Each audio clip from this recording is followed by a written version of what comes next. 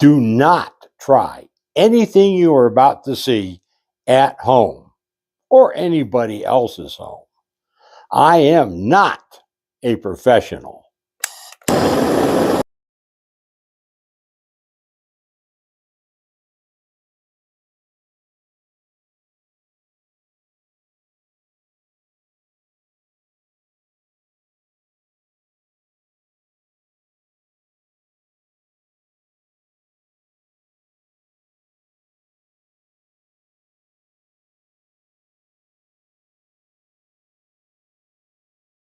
This video is not for heavily modified or specially modified Tacomas. It is strictly for your normal, common modification accessories, and you've already decided to trade it in and not sell it privately. This is one of the few times that you will be able to use the interweb to your advantage, especially in figuring out your trade-in information and the availability of that special new vehicle at local dealerships. The new vehicle for which you are trading the Tacoma for is probably going to change the dynamics of the deal. Is it a vehicle you want, or is the new vehicle something you need? But the difference between need buyer and want buyer is beyond the scope of this video, so we will not be discussing it here, except in the briefest of details. You have seen the brand new Corvette, and you just gotta have it. Oh, you're just jonesing for it, which means you are probably going to want the highest trade-in value possible for your Tacoma, regardless of its age or condition. Maybe the ultrasound just showed you're having triplets, and you're going to need that minivan. You might want the Vet, but you need the minivan. Actually, in both cases, you're going to want the highest value you can get when you trade in your Tacoma. You might think we've discussed the taxable difference. You might think that the higher trade-in value might save you some money. Well, maybe. But again, we're going to get into that in just a minute or so. But first, how do I find out what my car is worth? And this is where the interweb comes in handy. Now, there are several websites you can use to calculate your trade-in value. We're going to follow along with my recommended site, Car and Driver. Why? They don't ask for your email address. They don't ask for much of anything, and it's free. Direct your browser to caranddriver.com. And on the tabs along the top, you're going to see, what's my car worth? Click on that. The next screen will take you to the Your Vehicle.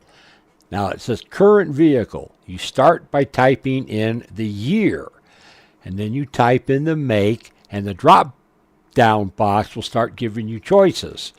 You type in Tacoma, and then you'll see the different models, trim levels that it has in the drop-down box, and I was able to click on. So we're going to use a 2019 Tacoma TRD Sport dual cab 4-wheel drive V6 automatic.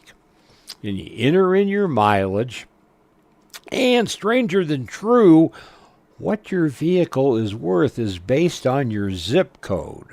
So enter your zip code. Then you click on the next vehicle options. Okay, so the option page shows up, and I want you to notice something very striking. there's only three options: the technology package, and the TRD Sport package, and the lack of an automatic transmission.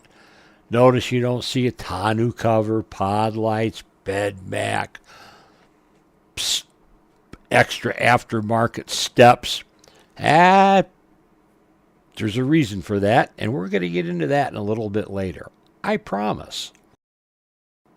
Now, Car and Driver does ask what vehicle you're looking to get for your Tacoma. I have my reasons that I suspect, but I don't know what they are, so I'm not going to mention them. But in this case, just fill in what it is. In my case, I filled in the Chevrolet Corvette. And here's what you've been waiting for. What's my car worth? Okay, you got to be honest with yourself. Less than 10% of the cars out there are going to come back as clean. So use the average figure for trade-in, which in this case is $31,990. Now you want to keep this figure in mind. You're also going to want to keep that rough figure in mind. Okay, you can keep the clean figure in mind, but now you're armed with some information. When you go to the dealership, are they screwing me or not? But first, there's some other stuff we got to go over. Do not buy new tires for your Tacoma. Now, this seems to go against common sense. Do not buy new tires unless the current ones are dangerously worn out. Most dealerships are going to put new ones on anyway. So, tires, new or old, are not going to affect what the dealership is going to offer you for a trade-in value. Now, the one that does make common sense, it is a good idea to wash your Tacoma. If you did most of the regular maintenance work yourself, having it clean implies that you took care of your truck.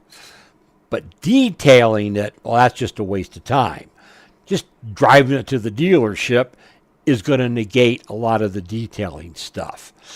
And the dealership's going to detail it out anyway. They're not going to, we'll give them more money because they saved us some detailing time. Nope, not going to happen. So, no need for detailing on your part.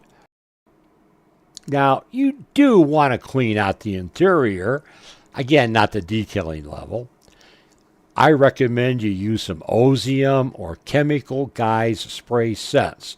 Now, the dealership's going to deodorize it, but there is no sense in offending the used vehicle appraiser. Now, let's take a look at some mods or accessories. Woof, woof. In the event you've had modifications installed by Q-Branch, you will want Q-Branch to remove them mainly for liability reasons. Okay, all seriousness aside, let's look at the common accessories or mods. But first, are you getting the Corvette or are you getting the minivan? Are you going from an early Gen 3 Taco to a 21 or 22 or 23? If you're staying within the Taco generation, most items will swap out. I might make your decision whether to leave the accessories on or to take them off easier. But since they're not going to work on the Vet, they're not going to work on the minivan, you're going to take them off mainly if you're going to want to sell them separately on Craigslist or eBay or whatever. But remember, selling accessories can be a major chore, and you're not going to get anywhere near what you paid for them. And since this video is for those that have pretty much decided to trade in, here's some basic suggestions for the common items. Now, your bed mats, your tonneau covers, that clever aftermarket gas cap holder, probably a good idea just to leave them in. If your Tacoma is a 4x4, you're probably going to want to leave them on. If they're factory installed, you definitely want to leave them on because the dealership can pull up the VIN and they will know what standard equipment was on your Tacoma. So leave them on. And those very common black tailgate letter inserts, yeah, leave them on. Yeah, you can take them off with work, but it's a lot of trouble, and it's such a common accessory. Yeah, why not? Now, your grill lights are okay unless you've got an extra switch somewhere on the inside to turn them on or off. That leads an extra level of complication the dealership's not going to want to deal with. So if there's extra switches, considering taking them off. Because with extra switches, you're moving into Q branch territory. And speaking of which, and this would also include any auxiliary switch panels you might have installed, as discussed in the next section. And this goes for the LED tail lights, backup lights, brake lights, etc. Now, all those specialty lights that are hooked up into your auxiliary gauge, your auxiliary switch panel, yeah, they're going to have to go because they're going to be a liability to the dealership, probably. And you're also getting moved into that heavily modified area that I didn't want to discuss. Lastly, are aftermarket wheels, which are not pictured here. Most dealerships really don't care about those $1,000 a piece custom wheels. So your decision to take them off or keep them on really is beyond my advice for this video. It's up to you. Now this ends part 1. In part 2, we're going to be at the dealership. And that's when the fun starts.